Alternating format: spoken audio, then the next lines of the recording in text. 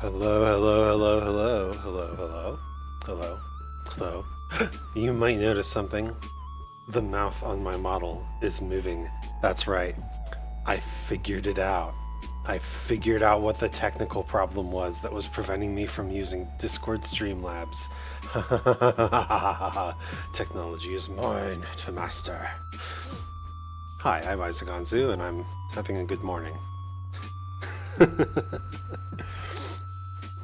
Yeah, so the problem was that the other account on my computer was logging into Discord before mine was, and so it was like interfering. So all I had to do was set it so Discord doesn't like automatically turn on when you get to that account. Easy stuff, but you know, nobody on the internet really had that problem because I'm guessing not too many people have like extra accounts, on their computer that they constantly switch back and forth to and from in an attempt to, create a digital persona that they can use to hide their real self from people. Anyway, welcome to another episode of Isaac Anzu's Late Night Love Line. This is all part of my big dream of actually just being a radio DJ. Yes, the goal is to be a radio DJ and say like, well, that was a great question from Sleepless in Seattle. It's time for another question. This one comes from Looking for Love in New Jersey. Yep. And that sort of thing would be awesome. Because I like talking about this stuff. And I'm going to talk about it. It's my channel. I do what I want. All right. So, we're going to pull up the Loveline canvas and also the Loveline text box. Let me see if I can figure out how to do this.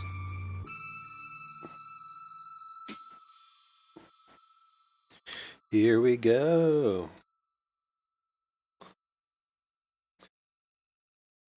All right. So I think I'm going to do another set of things on from the subreddit, our relationship advice.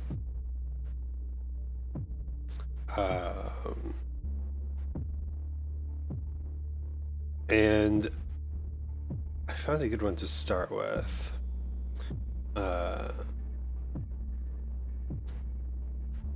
So it's going to cover a lot of topics, so plenty to talk about. Let's dig in. Let's go right in. This is from our Wandering Mind, or user Wandering Mind 832. My girlfriend, 26 female, constantly discloses her thoughts that I'm not sexually or physically attracted to her. Let's read. I'm 27 years old, autistic adult, who has always struggled with explaining my position or making gestures because of my lack of comprehension to social cues. That is a struggle. My girlfriend is honestly really honest and direct with me about her feelings. That seems like a good match. Let's see. As she should, yes. But sometimes she mentions she feels I am not sexually or physically attracted to her. I'm 100% attracted to her. She is hands down the most attractive woman I've ever dated, and she's honestly out of my league a bit. But let's see. I'm grateful she actually enjoys and values me in our relationship. The root of the issue is where I'd ask for advice is, how do I show her that I'm sexually physically attracted that satisfies her needs? Every time I ask her what she likes, she says that if she tells me what to do, then it wouldn't be an authentic gesture. Interesting. So there's a few things to talk about here. I think the first one is definitely the idea of love languages. That's a concept that has come into a little bit more popularity lately, but it's very, very accurate. If you don't know about love languages, then oh boy, let's dig in. So there are 5 primary love languages, and they are words of affirmation, or AKA verbal connection, quality time, spending amounts of time, physical touch, which I think is the crux of this issue, acts of service, favors, or doing chores or planning things, and receiving gifts, physical objects. So it sounds like, well, we should preface by saying people can have multiple love languages, and there's certainly no right or wrong love language. Absolutely not. You might think, oh, but people who want to receive gifts are just gold diggers. Well, perhaps this person didn't have many, things in their life when they were young, grew up in a poverty-stricken household, and receiving something from their parents was a very special moment, or receiving something from a friend was a very bonding moment. And to that person, the act of sharing an object is a big deal. Honestly, I think a lot of people feel that way, even though there's a somewhat negative social stigma to wanting to receive gifts in a relationship. There's nothing wrong with wanting to receive gifts in a relationship. The question is more, are you is the share of providing in the relationship equal? If you are receiving gifts, are you returning that, investment of affection with other forms of the love languages? And you could also argue that physical touch is an equally vapid and uninteresting way to express love. But again, I disagree.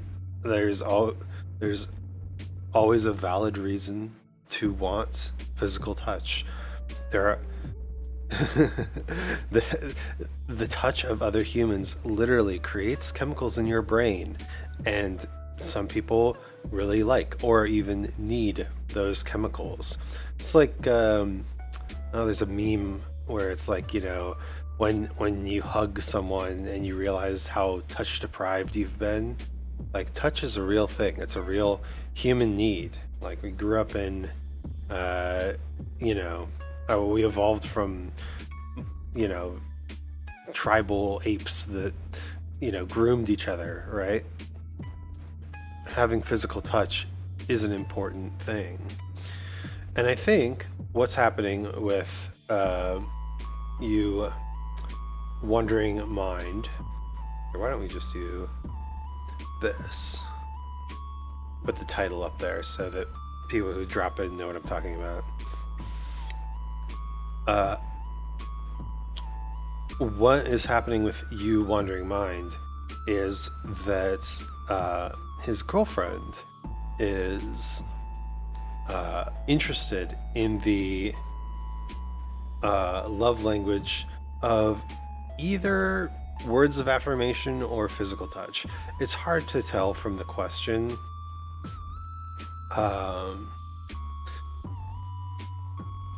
It might be because because it's unclear from the question how much Wandering Mind 832 and his girlfriend actually are physically intimate. It's unclear, and it could be that they are regularly intimate, but the girlfriend still feels that that is not the root of the sexual or physical attraction. Now, again, you might think, oh, well, somebody's having sex. They should be sexually attracted. Oh, Cat Flocksworthy. Hello. That's the hello emoji, I think. I hope. I have no idea. Hello. Welcome. So it could be that someone is being very intimate in a relationship, but the other person feels they're doing so out of obligation, or they're doing so to satisfy their own physical needs, not necessarily because they feel that the other person is sexually or physically attractive.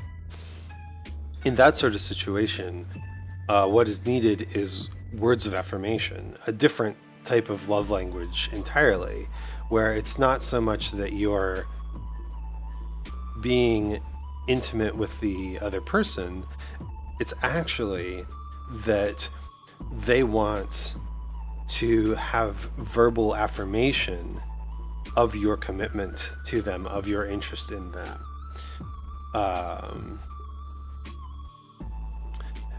And the reason that I say that that might be the case is because of the last line of your question. Every time I ask her what she likes, she says that if she tells me what to do, then it wouldn't be an authentic gesture.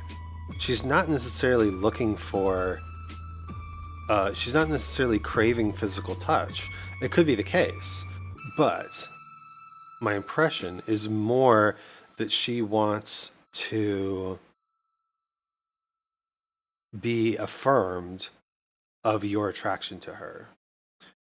And it's the authenticity that leads me to think it's a more a verbal thing. She wants to know how you really feel. Physical touch is a bit different. I think it's kind of that dopamine chemical brain sort of thing. If that's the case, though, then anything you do. So if she is truly like looking for more intimacy in the relationship, then anything you do is an authentic gesture. She is not particularly interested in you doing what she likes. She wants to know what you like, so that it's an authentic representation of you and what you want. It sounds like she is very very interested in helping the relationship and continuing forward, which is really great. But and you said also that she's really honest and direct with me about her feelings. I don't think there's a contradiction here. She's not telling you what to do because she doesn't want you to cater to her. She wants to know what you're interested in. It's kind of like asking where you want to go for dinner. It's not that you don't have a place where you do want to go for dinner, you want to know if your partner has any preferences, so that if they do, you can work together and come to a compromise, and everyone will be happy. If you say, where do you want to go for dinner, and they just say wherever you want to go, then they are interested in where you want to go. Or they don't have a preference, right? That's why I think it could also be not physical touch at all. It could be more the root of the issue being she's looking for affirmation verbally of her feeling, of your feelings towards her. And there are a lot of different ways to express love. The love language thing, the love language original thing was words of affirmation, quality time, gifts, acts of service, and physical touch. But people are trying to find new ones or figure out which one they are. As an example from my my own relationship, I'm very much acts of service is a big love language for me. Acts of service and words of affirmation are probably my top two. And my wife is quality time and physical touch. And so it's hard for us to find the coincidental activities that utilize one of each of our love languages. But, for example, going on a date to a restaurant and having a conversation over dinner about, how we've been doing and what our plans are, and affirming our commitments to each other. That's both quality time and words of affirmation. And so those dates are very important to us. And obviously we have other activities that we do to combine different love languages. But I think you don't have to bring up like the concept of love languages to your partner and say, hey, can you take this quiz? Right? All you have to do is try each one and see what they respond to. If you talk to them and tell them how you feel, and they respond and tell you how they feel, that's a good sign that they like words of affirmation. If you tell them how you feel and they keep playing video games, then maybe words of affirmation are not as meaningful to them, right? Same thing with quality time. If you're spending time with them and they seem bored, then quality time is not a love language for them. Physical touch, if they respond very well. Acts of service, if they thank you or notice when you do things, right? Or receiving gifts, if they really treasure things that you give them. And maybe you find out your partner is into receiving gifts, you're into quality time. Well, then you can go shopping together, right? They'll be happy to be looking around and trying to find something to buy, and they will probably also want to buy something for you, because one of the interesting things about love languages is commonly you express your love in the same way that you want to receive your love. So if you go shopping with your partner because they like receiving gifts, and you say, I'll buy you something, they'll probably end up buying you something because that's how they reciprocate. That's how they feel. And if you just wanted to spend quality time with them, then you can, have conversations while you shop. You can try out fun stores and do like fashion montages. I don't know. The classic advice of what should I do on a date, usually something like dinner in the movies, or go to a park or a cafe or a concert or something like that. Like, this advice is kind of centered around what I think are the most culturally commendable love languages, which are words of affirmation and quality time, especially quality time. There's this cultural idea that, spending time together is the goal of the date, or saying the right things is the goal of the relationship. And that is, well, you have to talk to each other in a relationship, and you do have to spend time together in order to have a relationship.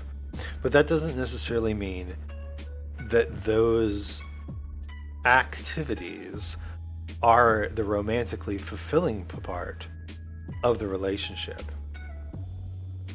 I certainly know couples for whom words of affirmation is not a thing. They fight with each other. They try to like outdo each other. They bicker, right? And for those couples, you would look at them and think they have a bad relationship.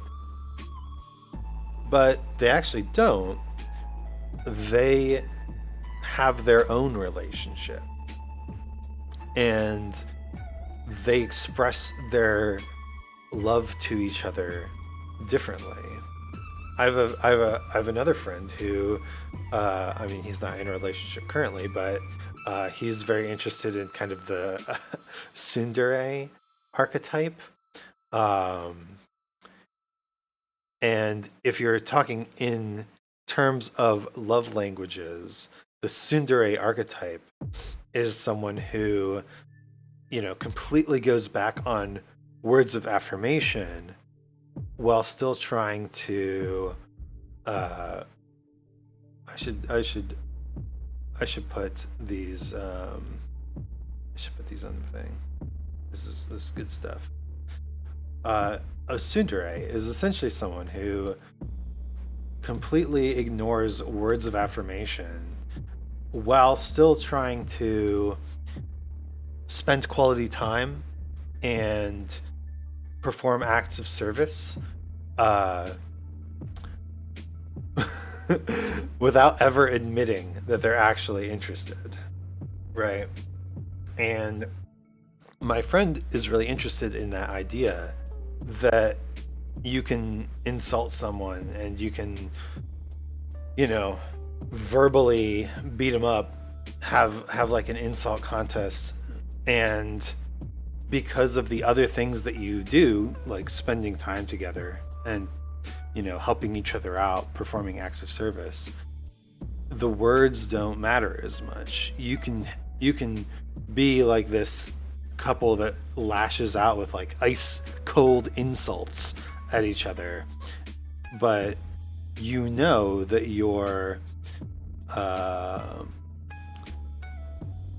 that your relationship is solid because you express your romantic interest in a different way. Love languages are really important, I think, not necessarily because like you know, it is kind of trendy. I think it is based on some sociological research, but it is very trendy. And it's not like, you need to understand love languages to have a good relationship. Join my multi-level marketing company. It's not that.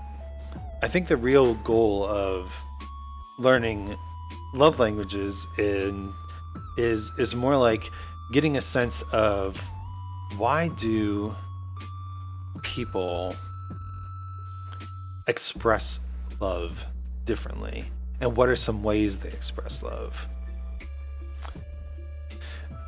Everybody is a little bit different. Because I mean, if you think about it, if you have an order of 1, 2, 3, 4, 5, right? Then I'm pretty sure that that's like, oh gosh, math. There's a bunch of different orders that you can put these in by preference. And unless you're like extremely prolific, you probably haven't even dated as many people as there are orders of just these 5 love languages. And indeed, you are also a person who prefers expressions of romance in certain ways over others. So, you can absolutely see how having an idea of what other people might be interested in is important. And if so let's talk about also the worst possible love language, because that also is a factor. Maybe someone is extremely busy and wants to spend all of their time kind of on the grind, right? They want to improve their art, they want to improve their job, they want to improve their business, whatever they want to do. That person would probably not want a partner who expresses their romance through quality time. A person who just says to please give me some time, they would hate that because they'd have to schedule it in and it would feel very rushed and unnatural, I think. However, they might really enjoy, a helping hand. And so they would love a partner who helped them out, acts of service, right? And in return, maybe they express their love through acts of service or some other way. But it's impossible to have a least favorite love language as well.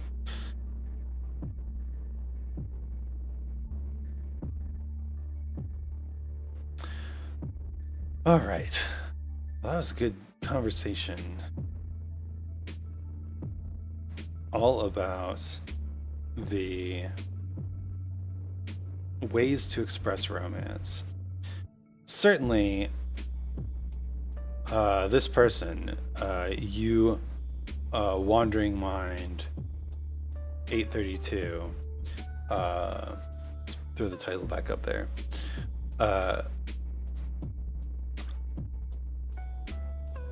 I think that this person, your girlfriend, is looking for a more concrete expression of your interest in her. And maybe she's looking for a different sort of love language. It could be physical touch, but it could also be words of affirmation. Definitely try that out. Not that this person who posted 34 minutes ago on relationship advice is going to necessarily stop by my stream, but these are instructional and we can learn from them. Indeed, if you have a relationship problem, feel free to post it in the chat, or there's also a I should really put this in the description of this stream, but there's a Google form that I've created that you can fill in and make the anonymous request sort of thing. All right, let's see. Oh, okay.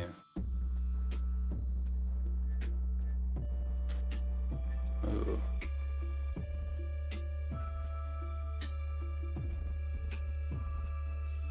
Some of these you click on, and because people are very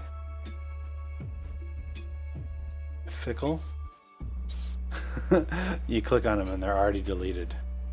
Even though I'm on, the newest possible relationship advice.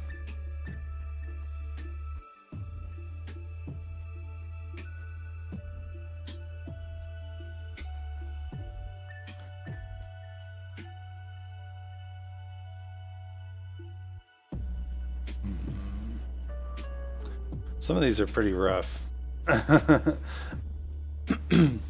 Not that,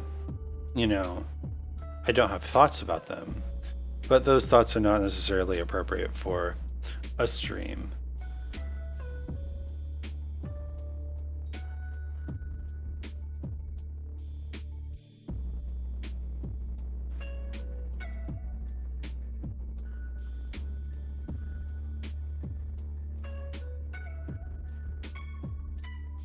Let's do this one. All right. Oh boy. All right. This is an interesting username.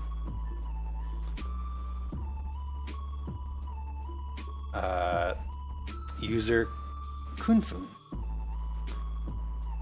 I, male 22, can't get along with my male 26 boyfriend's friends. Let's read. Basically, my boyfriend's friends are good people. They're generally likable, and they're pretty standard. However, I just can't seem to wrap my head around getting to bond with them. Whenever my boyfriend is around my friends, he typically has no issue getting along with them. Whenever I'm around my boyfriend's friends, they don't really interact with me much. And when they do, it's usually just in relationship to my boyfriend. Like they will tell me a story about a time with him, or they'll explain an inside joke between them. We have no common interests. My boyfriend thinks it's because I dislike them, but I've tried to speak to each of his friends one-on-one, and we barely have anything to say. He has a lot of friends, and I can mainly get along well with just 2 of them. Yet it's still awkward. My boyfriend and his friends are very cliquey people. A single interaction can lead to an Instagram follow the next day. Many of his friends have followed me on Instagram the next day after meeting them, and I'm super confused about it, since we've barely interacted. Sometimes I wonder if I'm just the problem. The things they mostly speak about doesn't really interest me, and the dynamic is pretty off whack. That's a new slang term for me, off whack. Haven't heard that one before. The dynamic I have with my own friends is completely different, yet my boyfriend gets along with them well enough. So if he's capable of getting along with people... turn off all notifications, please. So if he's capable of getting along with people with personalities he isn't usually around, why can't I?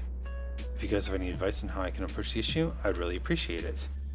TLDR, boyfriend's friend and I don't get along too well, and I want to change that. Alright, so there are a lot of things going on here, and I'm just going to break down the basics. First off, it's obvious that your boyfriend is a lot more social than you. you have a by saying that your boyfriend has a lot of friends, I'm guessing your friend group is smaller. And that's fine. I think that you have perhaps curated your friend group to, your specifications. You are interested in the people that you want to hang out with. Whereas having a lot of friends generally means that you're a more socially flexible person. There's nothing wrong with having a lot of friends or having a few friends. Have as many friends as you emotionally and socially need to be satisfied with your social situation. But I think that there's a trade-off. When you have a lot of friends, you also can't spend as much time with those friends. And thus, as you said, the Instagram follows are a way to express friendship. Friendship uses the love languages just like love does. And following someone on social media can be seen as a mutually beneficial act of service, right? You are being a supporter on their social media life, and in return, you are referred to as friend. Not that, people don't do that without the friendship part, but that's another topic. I don't think that it's a bad thing to have a lot of friends. I think that it leads to a certain type of friendship that if that sort of friendship is what you're looking for, then absolutely you should pursue it. Having a lot of friends, means you can throw big parties. Means that you have a lot of people who you can call up if you need to, lift heavy boxes or, go to a large event, right? You can go with a crowd. And having that big group is a lot of fun. Makes it feel like a party. And that can be very, emotionally fulfilling to people. Maybe that's what people seek out those sort of friendships for. It's good. It's a good thing. Having fewer friends usually means that you're interested in a deeper emotional relationship. You're not so much interested in the fun aspect of being in a large group of people. You're more interested in a connection between two people. And having a small group of friends means you've found a few people that you have that connection with. I think that your boyfriend has a lot of friends who aren't interested in deeper connections. They've got their own stuff going on. They like being part of a big group. And they probably have, boyfriend, girlfriend, or best friend that they can, get their emotional connection through. I find myself in a very similar situation where I like to know a lot of people. I like to make jokes with and, tweet at lots of people. But when it comes to actually talking through problems and, having an emotional connection, there are probably only 2 or 3 people that I really do that with. And the fact that you're not one of those people to your boyfriend's friends doesn't mean that you don't get along with them. It just means that they are not making any effort to get along with you, right? They're not interested. They want to be in the same circle as you, and that's enough. I think what you're looking for is a deeper friendship. And they are not. So it is not any problem with you that you're looking for something, and somebody else who's not looking for that thing isn't interested in particularly pursuing that thing.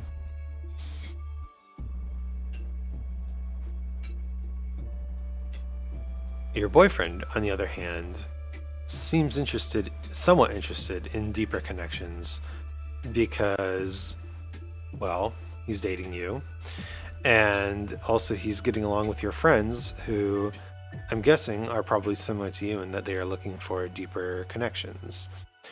So I think there's also the factor of the uphill direction. A lot of times when we think of two things as opposite, like being super social and being not very social, we think of them as equal but opposite. But in fact, I think there is an uphill direction when you could plot these things on a chart, right? Being social requires a lot of energy and social grace. It requires a lot of, conversational skills and listening skills, interest in other people. Whereas being not social involves more introspection. And, when you're talking with a person one-on-one, you can misspeak and then easily go back and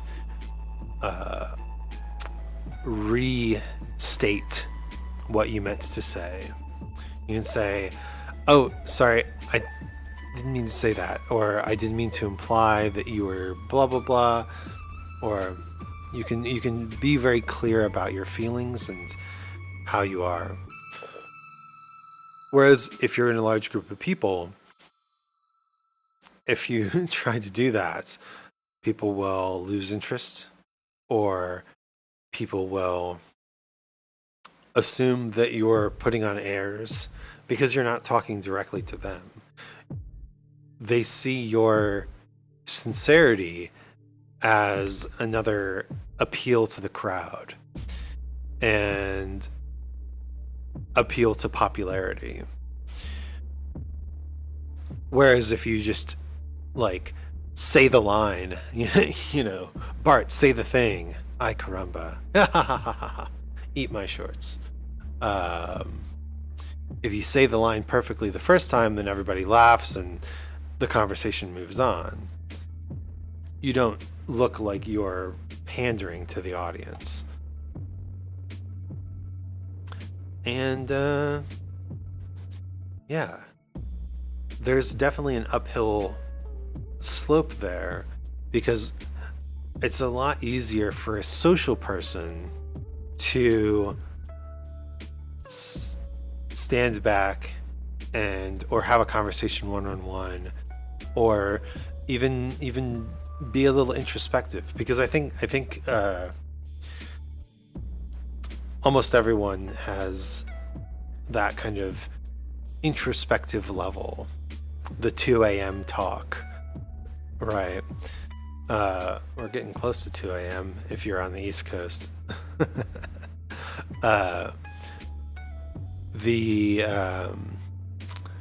The philosophy conversation, the big questions about life, right? I think everyone has had that conversation with the friends or close family. And when you are a very social person, it can be easy to narrow your focus down to one person and even bring up some of those topics of conversation if they seem interested.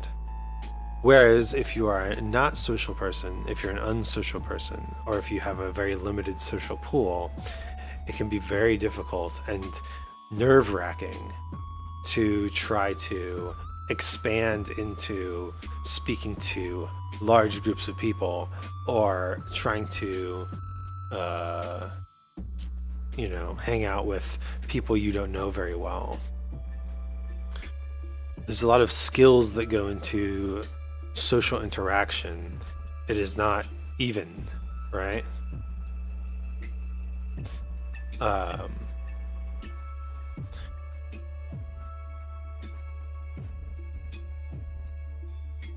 always forget to...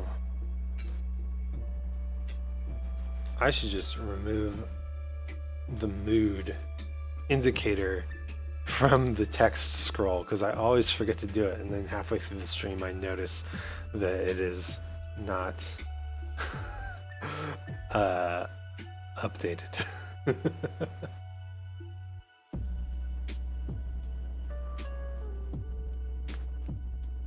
Anyway, I think there's another issue here. If he's capable of getting along with people with personalities he isn't usually around, why can't I?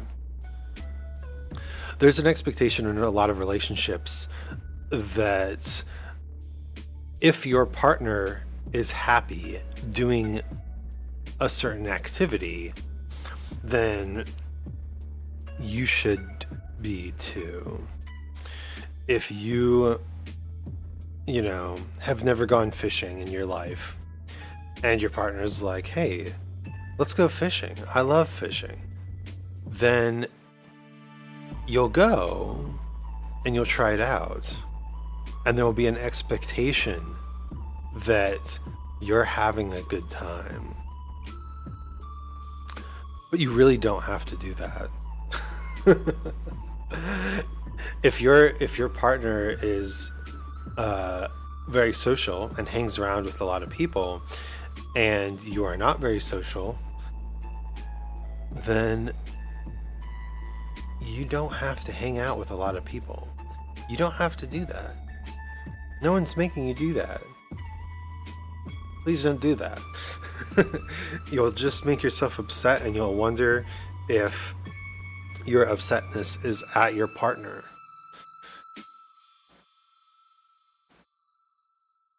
Look, everybody has their own ways of expressing their interest in social situations, their interest in love, all of it. And that goes for friendships too. That goes for interests too.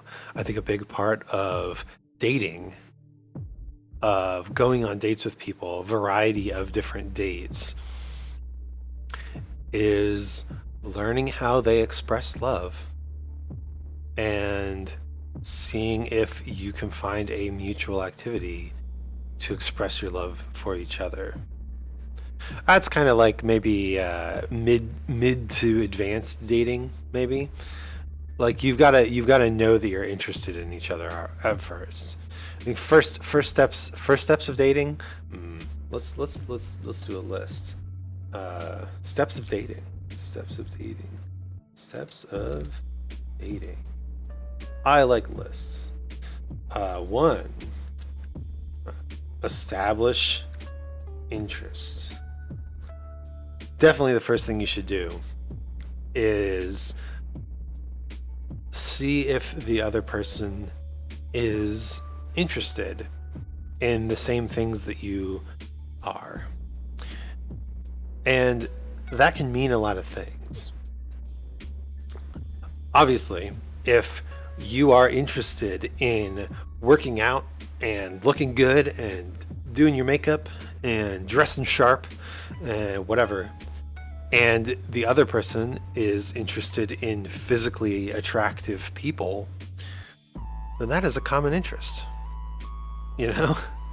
Like, it's kind of boomer to talk about people who put on makeup or dress nicely for their partner.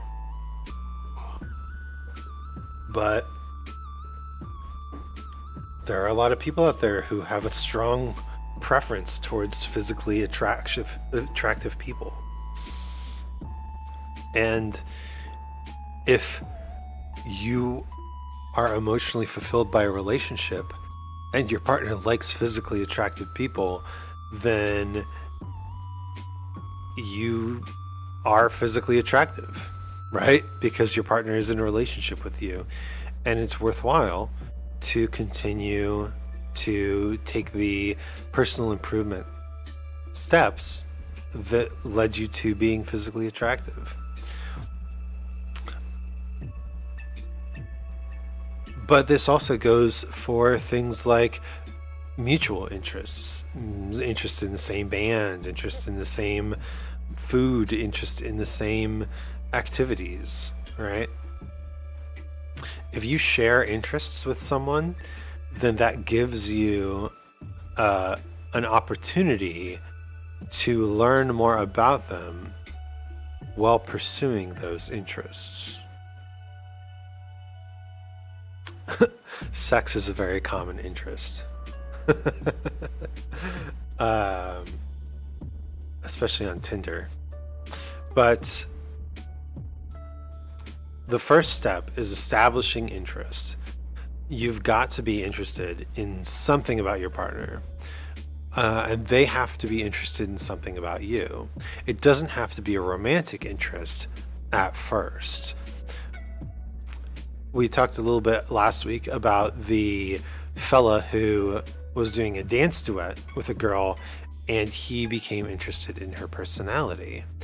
But at the time, she only had interest in doing the dance with him, which is totally fine. But the dance partnership was already an established relationship. And in order to move forward with a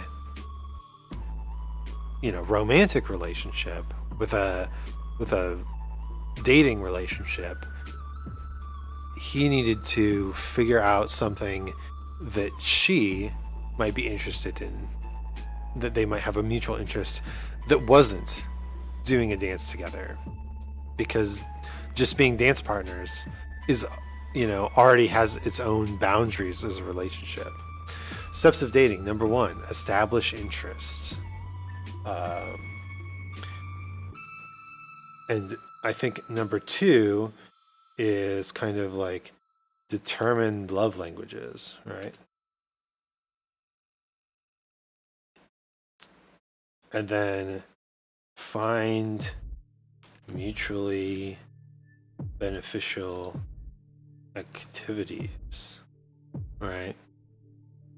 And that's kind of the dating process, right? Is once you have someone who you have some shared interest, enough that you're interested in hanging out and spending time together, then you want to determine what they consider romantic. You want to figure out exactly how they express their love and compare it to how you want to receive love, and vice versa. How do you express your love? Are they interested in those sort of things?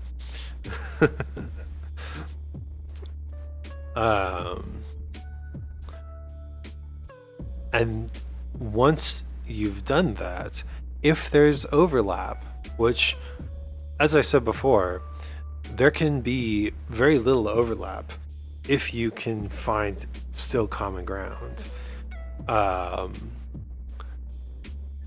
But you want to find mutually beneficial activities. You want to find an activity that, satisfies both of your love languages. And it doesn't have to even be related to the initial interests. A lot of people on Tinder, meet up because they're interested in physical touch. but they find other activities that are interesting and satisfy their other love languages. Although I have to say, somebody who thinks of physical touch as romantic would probably not be looking for a quick hookup on Tinder. That's probably pretty rare. Did I spell activities wrong? Activites. Activites. Activities? Activitize? Oh gosh, I have to Google it.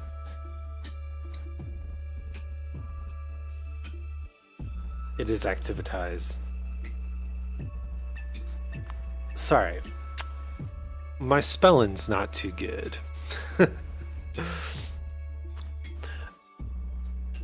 Once you've found these mutually beneficial activities, then you essentially have a dating pattern, right?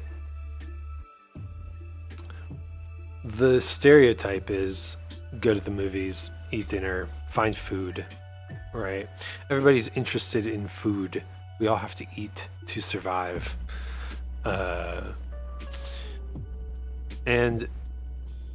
But once you get beyond that is when the combination of interests and love languages really makes the relationship unique. A good example with my wife and I, we have an interest in music. Now, like I mentioned earlier, one of my love languages is acts of service. And so playing music together, for me, is kind of like a practice session, right? You know, it's definitely along the lines of we're going to jam out, but I want to learn how to jam out as we do, right? I want to improve. I want to learn some chords. I want to learn a new song. For her, it's quality time. She doesn't necessarily care about learning new things. She'd be okay with, you know, jamming out on songs we've played 1,000 times before. It's the fact that we're doing something fun together that satisfies our interests that is important. So we have jam sessions. And usually it's, you know, me looking up a new song to learn and her just kind of like messing around. But it's fun. It's a good time. And I don't think that we're the only couple that does, you know, music making together as a activity, but it's certainly not the advice that you would get for the basic, like, what should I do on a first date, right? I think first date advice is just fine. You need to have some sort of common ground. Everybody likes food. Most people like movies or concerts, right? Everybody could, you know, use some exercise, take a walk in the park, right? If you do so much exercise that you aren't able to take walks in the park, then you know, that is also an interest. You know, go to the gym. But do a workout together. That is a big bonding activity for couples who have that shared interest. Because that's quality time. You could also say like physical support, acts of service, right? Spot me is an act of service. The gym can be an excellent date location, assuming that you've already established interest. The first date suggestions are all about finding a neutral location where you can talk things out and establish interest. And I think that is kind of what sites like OkCupid go for is they try to bypass the established interests phase by giving everyone a profile that they can list all their interests on. And you say, oh, this person is interested in, the 18th century Regency. Me too. Fun fact. Let's see how we do together. And that's fine. Establishing interest is very important. But I don't think that doing it through profile is necessarily the best way to do it. Because there's another layer to dating, which is what are your impressions of the person? How do you feel about them? What's the vibe, right? Two people can have the exact same OkCupid interests and still give off entirely different vibes. Emotional energy or physical energy, mental energy is varied. There are people I'm into VTubers, and there are people who are also into VTubers, but I made a VTuber avatar. They didn't. So, obviously I'm here to I'm here to get popular. No. I'm here to hang out with people, and they're just interested in watching or maybe spamming the chat. Hopefully someday I'll have a chat that gets spammed. That'd be cool. Someday. But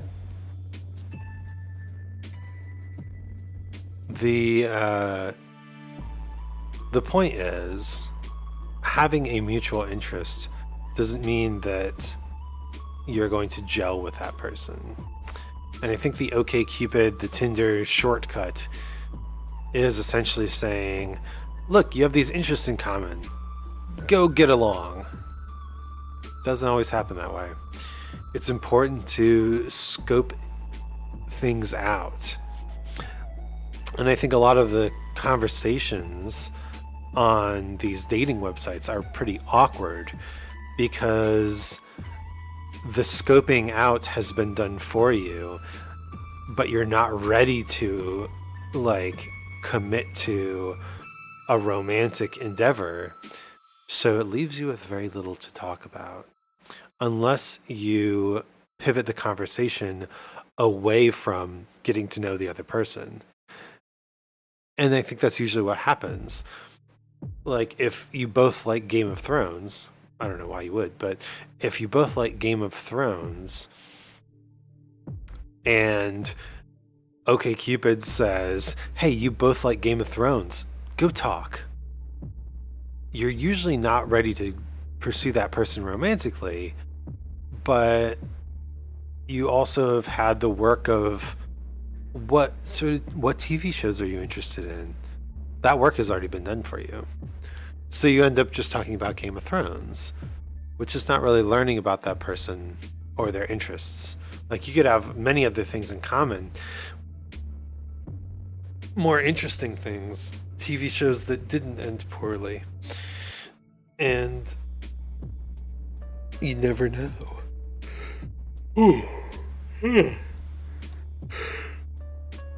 Oh, goodness. Is it getting late where you are? It's early where I am.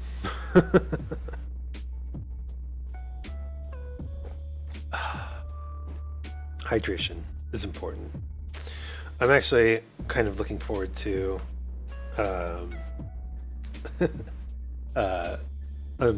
my day off streaming is tomorrow, so I'm looking forward to resting my throat.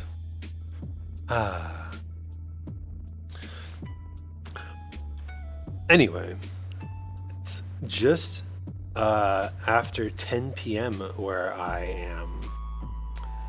Oh, nice. That's very cool. So that's not too late. I don't think. I mean, I'm also it's 7 a.m.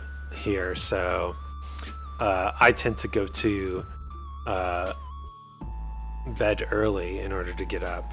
In California, nice. Hey, California is pretty cool. I went to San Francisco one time, and San Francisco definitely seems like a nice place to visit. I don't know if I would want to live there. There's a lot going on. Sacramento? Oh, yeah, yeah. So actually, so funny story.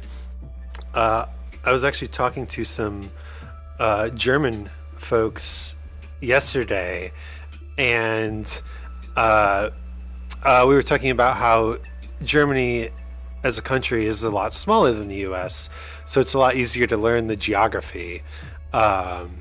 Whereas in the US, like, you know, I lived there for 30 years and I don't know all the capitals, right? But the German people I was talking to said, all we know is that Los Angeles isn't the capital of California. I'm like, yep, that's very true. Sacramento. But Los Angeles is like the city that everybody knows. Random people, like, I went to this food stall on the side of the road, and the dude was like, "Oh, you from the U.S.? Oh, cool. Yeah, I want to go to Los Angeles." I'm like, it's either Los Angeles or New York. Like, if you're outside the U.S., those are like the cities. L.A., Hollywood, or the Big Apple, New York. Sacramento's underrepresented. So glad to have you, and thanks for sticking around through the stream. I hope that this sort of stuff is interesting. It's definitely interesting to me. I love talking about this sort of thing. Whew. So, is the last step of dating finding mutually beneficial activities? Is it? I think so, because at that point you have a date, you have an activities that you can do, right? For my wife and I, getting together and doing jam sessions became a thing we did. In fact, cute story, we actually co-wrote a 4-hand piano piece and performed it at our wedding, which was super cute, and it made my dad cry. Life goal achieved. My dad is also into music, as you probably could have guessed. Me being a composer, music person, I do music over on YouTube. Totally off topic. But once you have those mutual beneficial activities, then you essentially are dating. You have established a relationship.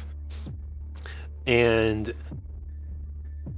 I think once you have that, you kind of switch into the long-term relationship mode, which is totally different.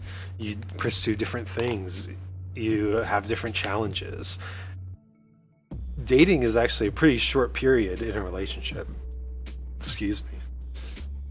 Essentially, what you're trying to figure out is this person fun and interesting? Do we share enough activities that we want to continue doing them? And that can be difficult to find.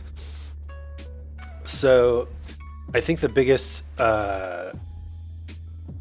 advice I can give for people looking for relationships is start at step 1, right?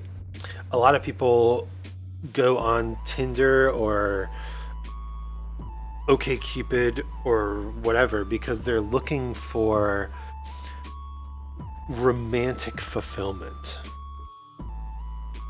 They're looking for someone who speaks their love language. They have a very specific hobby and they're looking for someone to do it with, right? Like gaming, right? Gaming is a very common interest and a lot of people like gaming, but not everybody wants to express themselves romantically through gaming. And so if you just start gaming with the hopes of finding a romantic partner, then you're going to be very disappointed. That's why you've got to start by talking to people and establishing what their interests are. If their interest is, climbing the apex ladder or 100%ing Final Fantasy or, playing Overcooked with friends, right? Those are all very different goals. And they are completely outside the realm of pursuing a romantic relationship. But if a person is looking for a buddy to game with, then, there's a lot of two-player games. So people will say, like, go to somewhere where there are other people doing your interests and you'll find people to potentially date. And that is true. But you've got to keep in mind that a lot of people do these interests without looking for people to date. Right? I've been in friend groups where there are couples in the group, obviously, but there are also single people in the group. And whenever a new single person joins that group, all of the couples are like, oh, you should get together with single person, right? But single person isn't in the group to date. Otherwise they would leave. Single person is in the group for the other reasons to join that social group. And meddling in other people's romantic pursuits is not cool. Please don't do that. It's okay to suggest, but trying to set people up, trying to blind date them, not great. Not great.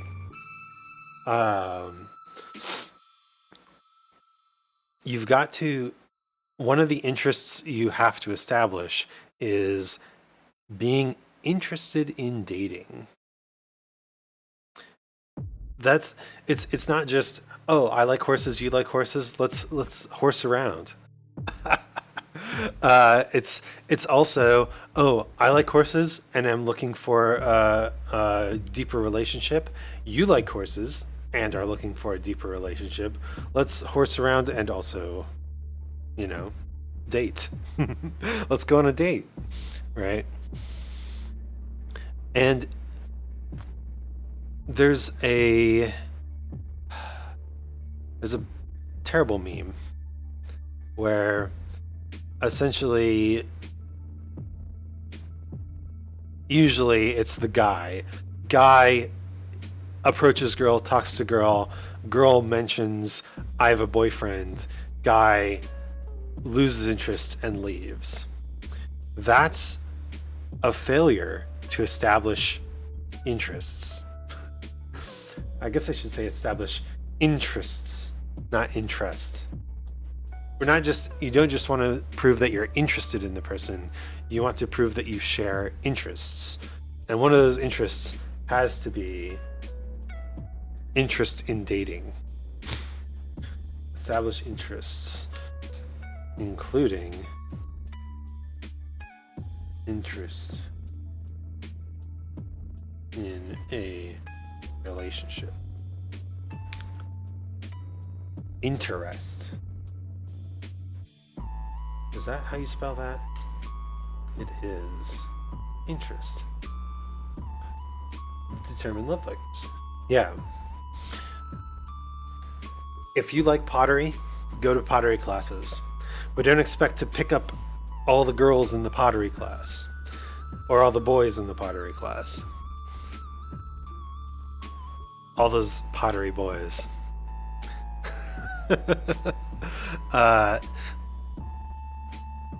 Rather, you should go to the pottery class because that's what interests you.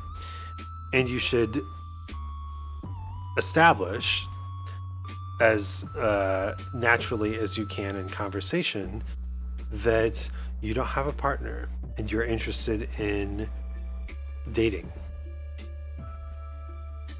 And naturally, what will happen is the pottery folks will be like, oh, I have a suggestion, or why don't you try this person? Suggesting is fine. But that should be the last that person influences your relationship. Meddling after the fact is no good. But by being in the interest space, you're surrounding yourself with people who share that interest. So one step is kind of done, right?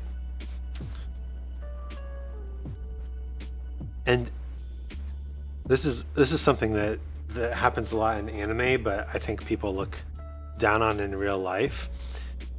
If you met someone at pottery class, but you both like pottery, and you want to start a relationship, it's absolutely okay to just keep doing pottery together. Just keep doing pottery together. It's okay. You both like pottery. You can talk over pottery, right? In anime, the relationships are probably stereotypically simple, but it's like, oh, you're a musician, I'm a musician, let's have a music date, right? Oh, you're interested in saving the world? Well, I'm the sole vessel that must be protected in order for this world to continue to exist. Wow, so mutual, such a mutual interest. You don't have to branch out. But what you do have to do is determine if both of your romantic languages, both your love languages, are being satisfied by that activity. If pottery is an intellectual pursuit for you, then it might be difficult to get a romantic feeling out of doing pottery with another person, right? If pottery is a social activity for you, then there's the possibility that it's not unique enough for your partner. So that's another thing, right? If you want to be the pottery couple and do pottery dates, then you have to do pottery with that person, right? But if that person feels that, oh, they would do pottery with anyone, it can be hard to establish that you're doing pottery with them is truly an expression of romance, an act of service or quality time, if you would do pottery with whoever.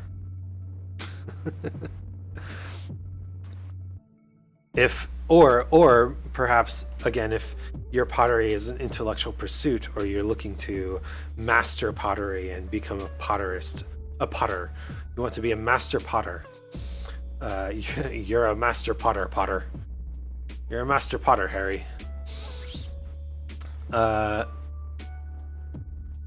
Then it can be hard to incorporate another person into that activity, right?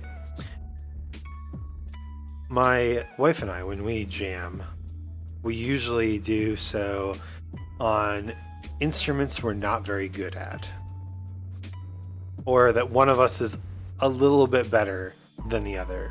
So we have 2 ukuleles, and my wife is a little bit better at ukulele than I am. Neither of us are trying to be concert ukuleleists.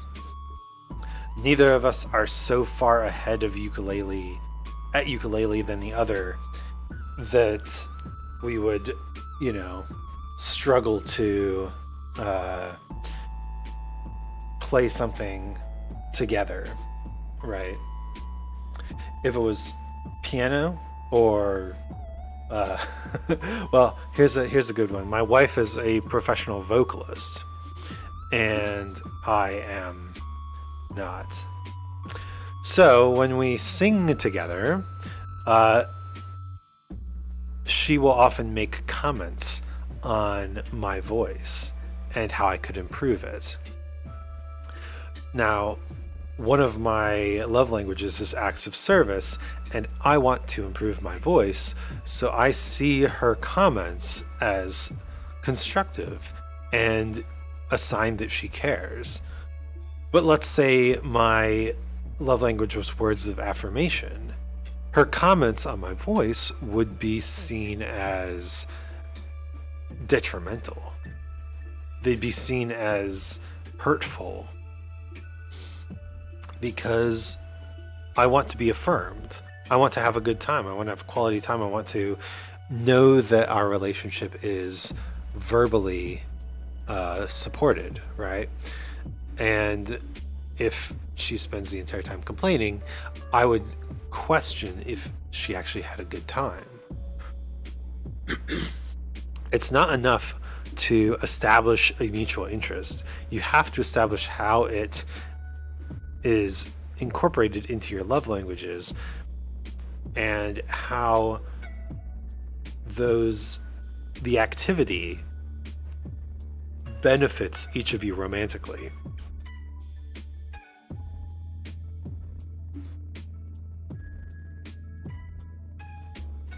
And I think that's that's the 3 steps of dating. 3 steps of dating: establish interests, determine love languages, and find mutually beneficial activities.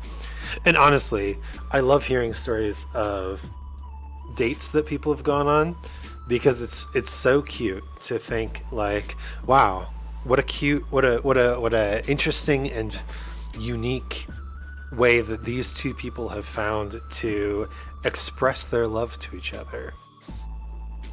Like, I could never consider horseback riding to be romantic.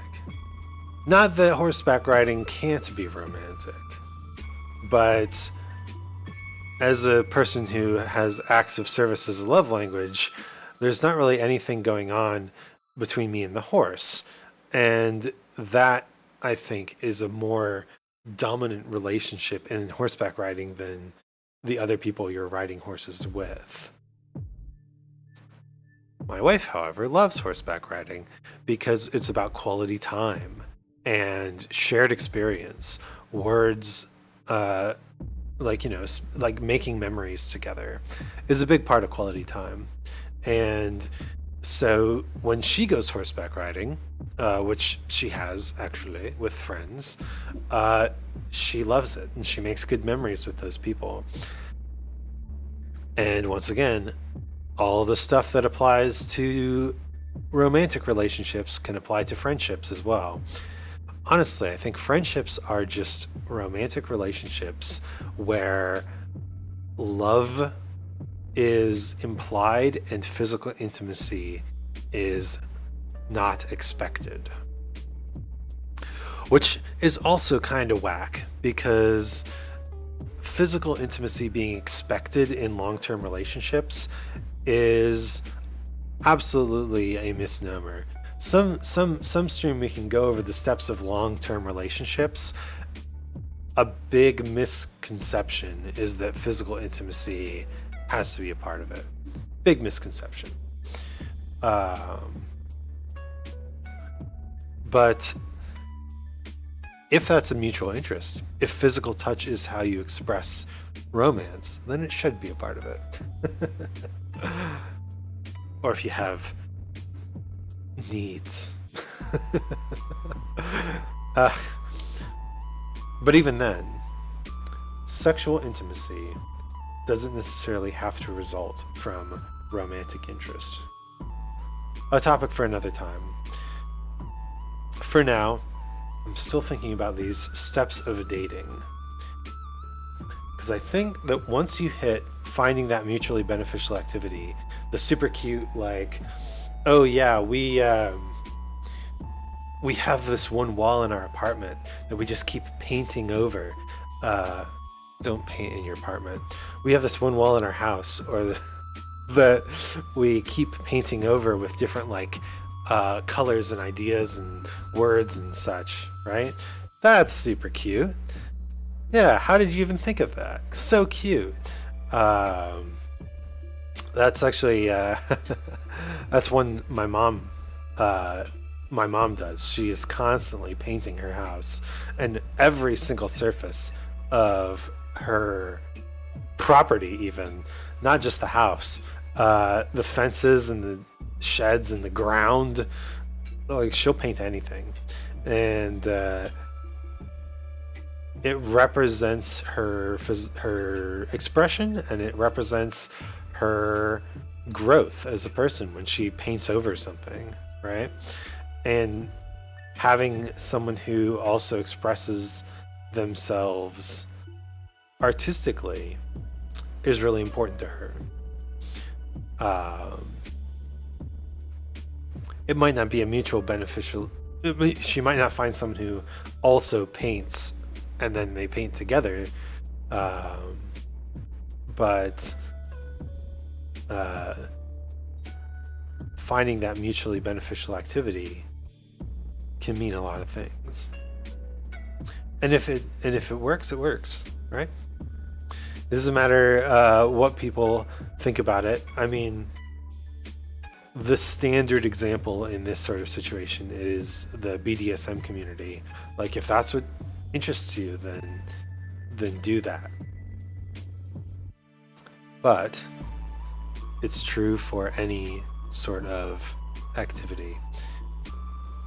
I mean, I know couples who do MMA fighting together.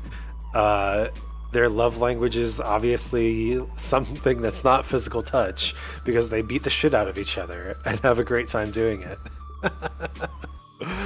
Probably like words of affirmation, or maybe quality time, acts of service if they're trying to get better at it.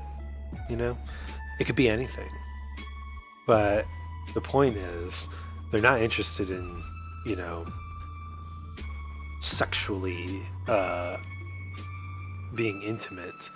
They're interested in getting better at MMA and kicking the crap out of each other. And yeah, that's an interest. That is an interest.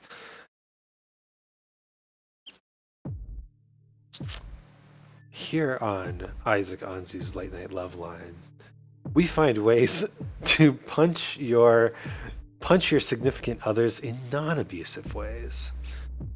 Mutual punching. Healthy punching. All right.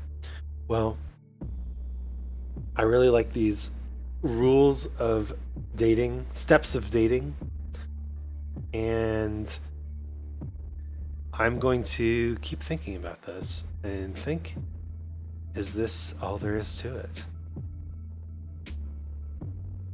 Or maybe there's more, or maybe one of these is misguided. Gotta get some feedback.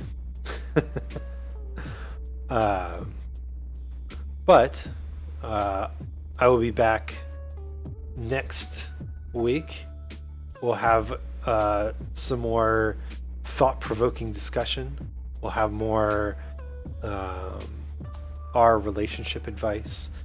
And I think what I want to do also is I'm going to ping in the chat let me see if I can do this. Link, yes. I'm going to ping in the chat the link to Isaac Anzu's Late Night Love Line questionnaire form.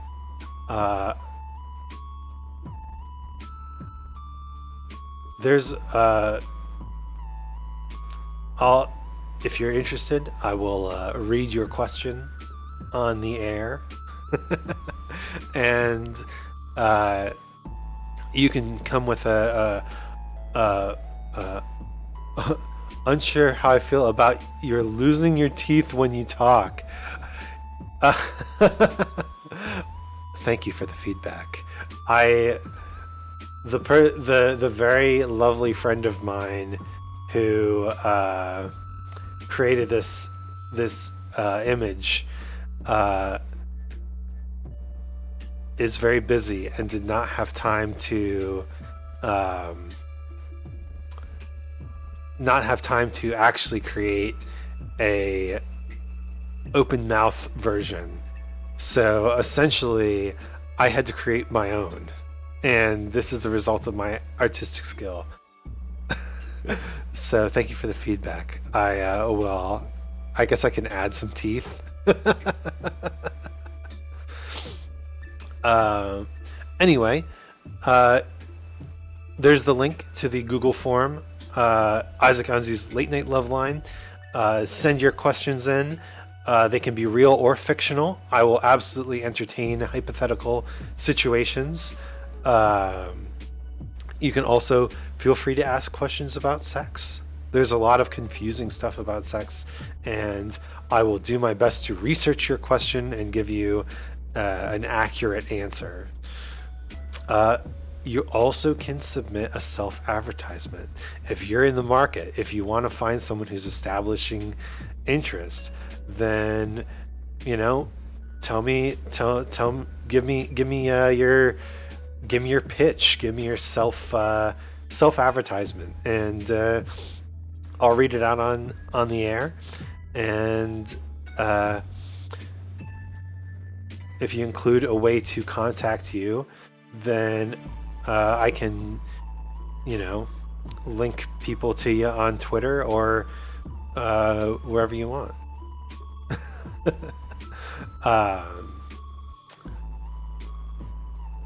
The forum's pretty open-ended.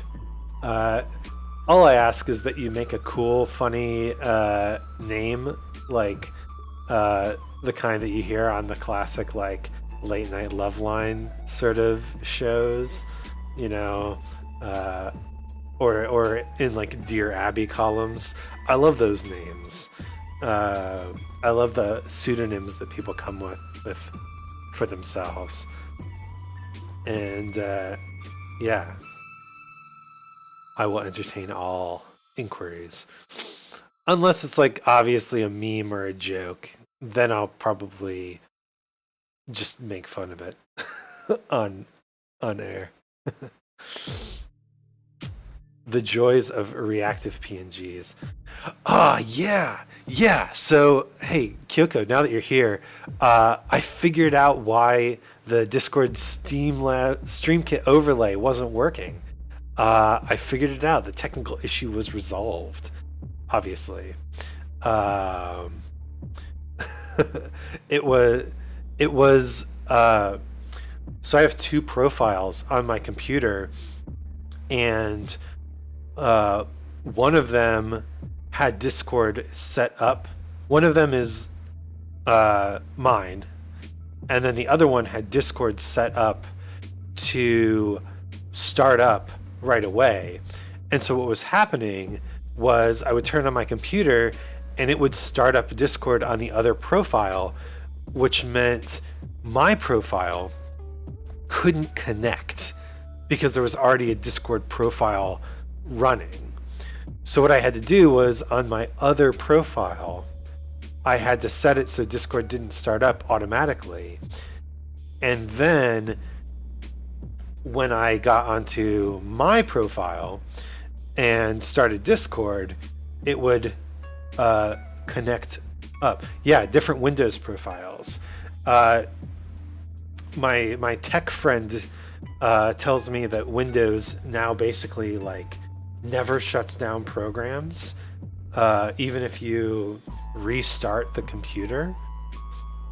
Well, if you do like a hard restart of the computer, it will fully shut everything down and then turn everything back on.